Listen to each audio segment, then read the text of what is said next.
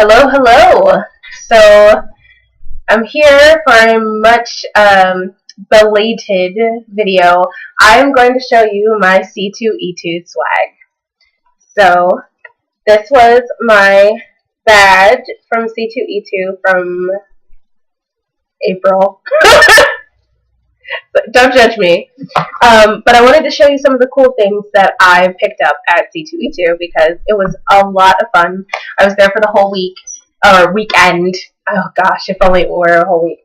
I was there for the whole weekend helping out my friend Stephen Bryant of SRB Productions. See if I can get all the info in there. There we go. Stephen does wonderful paintings that he was selling prints of at the show. So I got a couple of his pieces because, of course, this was one of my favorites. I'm a huge sci-fi nerd fan. You guys don't know this yet, but I am. So I got this Buffy piece that he did. I haven't got it framed yet, but it's coming.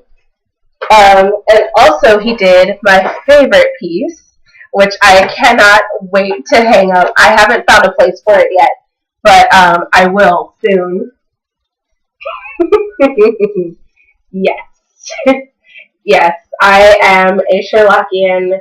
I am not ashamed of it in any way, shape, or form whatsoever.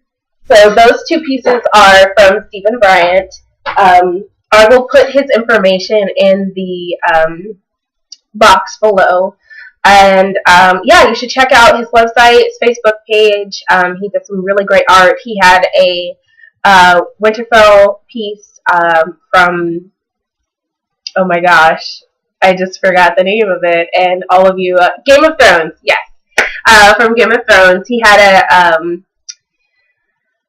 a Deadpool version where he was dressed up in the cloak and had the sword, which was hilarious.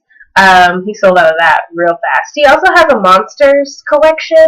So if you like, Pennywise, Freddy Krueger, Stay Puft Marshmallow Man, all these other different things, he has loads of those as well. So check out his stuff. He's really cool. He's really awesome. You'll love his work.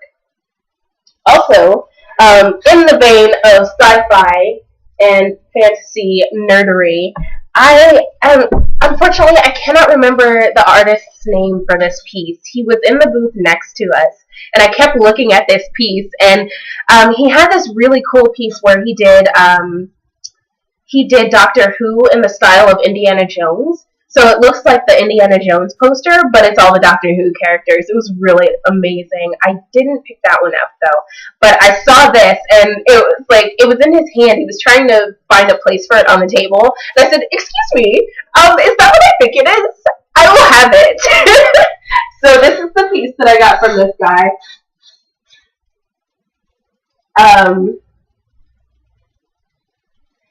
Yeah. I am a huge fan of Captain Picard and of Data. I love Data so much. I don't know why. I recall when I was a kid, I had a huge crush on Data, and I had recently started rewatching the Next Gen episodes on Netflix, and I suddenly remembered how much I was in love with Data as a child, and I'm not in love with him, but I really love Data. He's totally my favorite character in the whole show. Data and Geordi, they're my favorite. Also, again, I'm sorry, I cannot remember the name of this artist, but I got, actually, David got this print for me. It's Poison Ivy. She's my favorite Batman villain.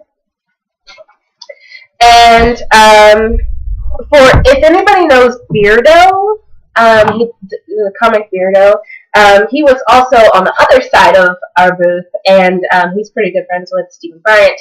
And he did this sketch for David. And this was just a sketch. But, yeah, I thought it was really awesome, so I had to show it to you guys. He's an amazing talent and a really great guy. And both of these guys, or all three, but all of these guys are really, super friendly and super nice, really conscientious about like what's going on in the world, and they were just a lot of fun to hang out with through the weekend. Also, don't judge me. I'm not like a total brony, but I do love Zecora. So I talked to this artist, Tom Zaire. He actually did the Pinkie Pie and Zecora issue of the My Little Pony comic book for last month, for May, and he did this watercolor painting of Zecora, and I had to get it. It's so beautiful.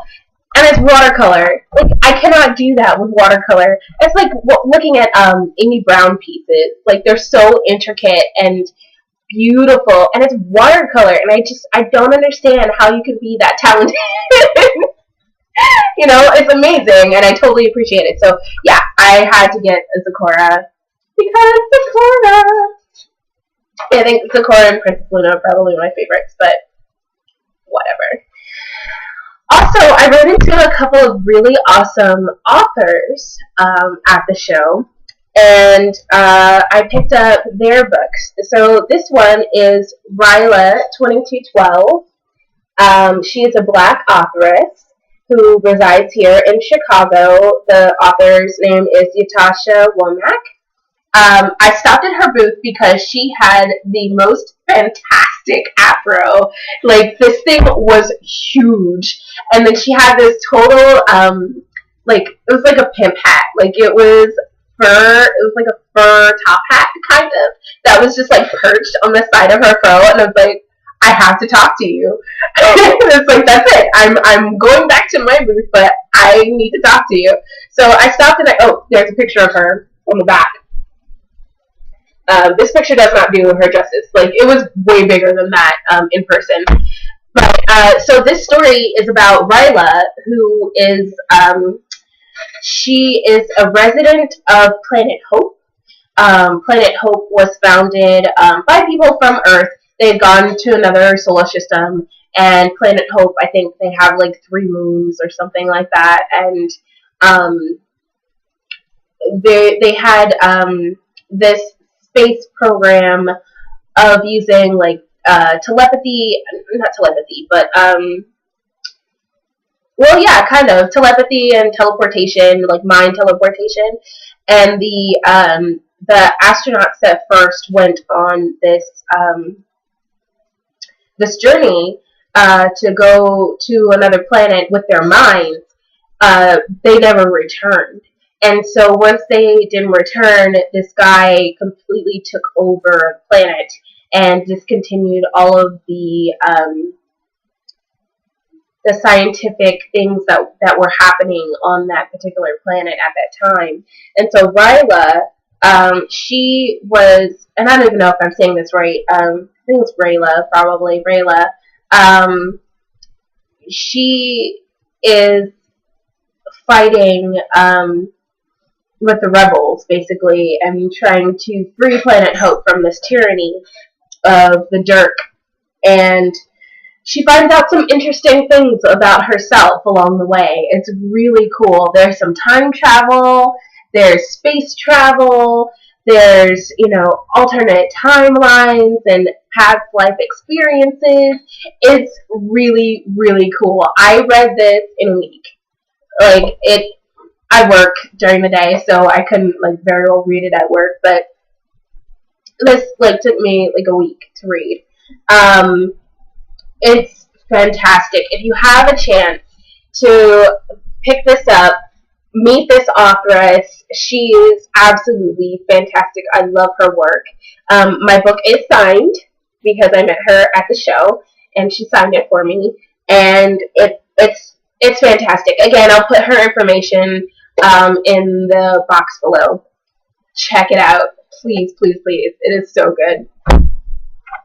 Another authoress that I found was Cerece. I'm going to butcher her name. I know, I apologize. But it's Cerece Rennie Murphy, and she is the author of Order of the Seers. She is also a black authoress, and the characters are black. Don't be mistaken by this white person on the cover. The characters are black. It's an African American tale. Well, really, it's scratch that. It has a lot of the main characters are black, but there are some Latin American characters and Japanese characters and people from all over. But it's a human tale. It's not an African American tale. I don't know why I said that. But this story, she had given me, I met her, she stopped me because I was in costume. This was Friday, and I was coming from work, and I was in costume. I had one of my steampunk costumes on, and I was walking through the room, and she stopped me to take a picture of my costume, and I wish I had a picture, the picture that she had, but I'm sure it'll be on her website or whatever. And so she took a picture of me and started telling me about her book, and I was like, oh, okay. And she gave me a bookmark and this postcard, and I wish I had them up here, but of course I didn't think that far ahead. But so she gave me these things, and I scanned a little barcode on it and read the first chapter, and I was hooked. Like, I read it that night when I got home, Saturday morning, first thing. Like, we got in first thing before the open public. And I went to her booth and was like, I need these books. I need to buy both of them. This is the second one, The Red Order, which, my goodness. Pick these up. Please. Please. Do yourself a favor. If you like sci-fi and you like magic, kind of, it's definitely this definitely kind of crosses between sci-fi and fantasy, but there are some very real issues that are within the stories, and I can't really tell you too much about it because I don't want to spoil it if you do decide to read it. But it's amazing. It's absolutely fantastic. It held my interest. I purchased both of these books from her, and I read them both by the end of the week. I read this book within 2 days because I read it when I got home Saturday night, and I read it when I got home Sunday night, and I think I pretty much finished it up early Monday on my way to work. So yeah, probably about 2 days. I could not put them down. And this one I also read within a couple of days. I read both of these books within a week. They're amazingly good, and I am so angry that the third one isn't out yet. I think it comes out this month. It's either this month or in July. And believe me when I say that as soon as that third book comes out, I will be getting it. I love these so much. I love the characters. I love the story. I love the premise, but it's very. I dropped something. Sorry. I like the idea. The premise is very dark, so I do have a little bit of an issue with it. Not because of the writing. The writing is fine. I feel like the premise kind of cuts a little too close to home for me, so I do have a little bit of an issue with that, but that's not her fault. That's just good writing. That's good storytelling. I really, really enjoy these books. Again, here's her information. Like, there's her name, and this is the book. Please, please, please give this a shot. It is so good. If you really like sci-fi fantasy like I do, you will not be disappointed at all. I will put the information for everybody that I showed you's items in the description box. Please check them out. They're fabulous and wonderful people. I wouldn't have bought their stuff otherwise if they weren't.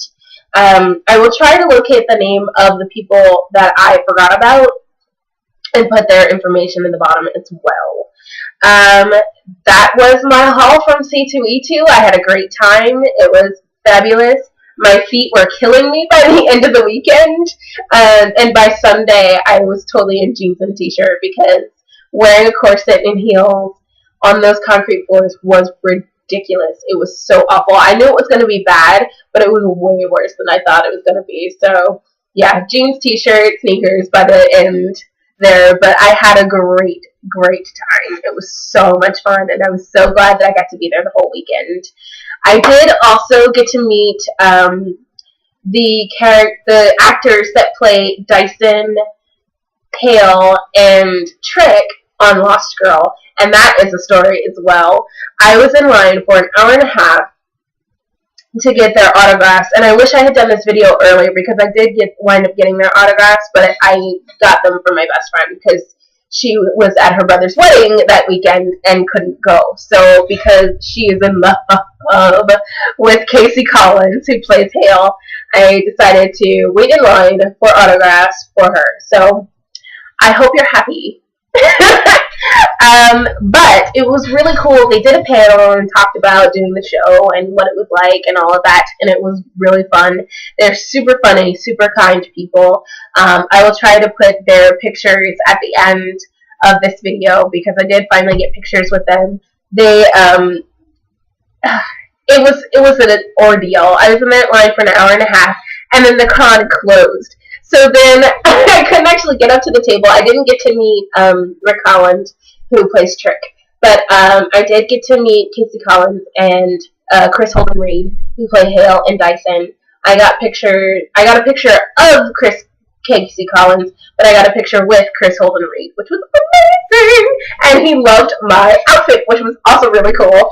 So I will link that, or I will put that in this video at the end. Excuse me. And if you haven't watched Lost Girl, please check it out. Because again, if you like sci-fi and fantasy, this show is really great. It's kind of up there with Buffy for me. It really is. I love it, love it, love it.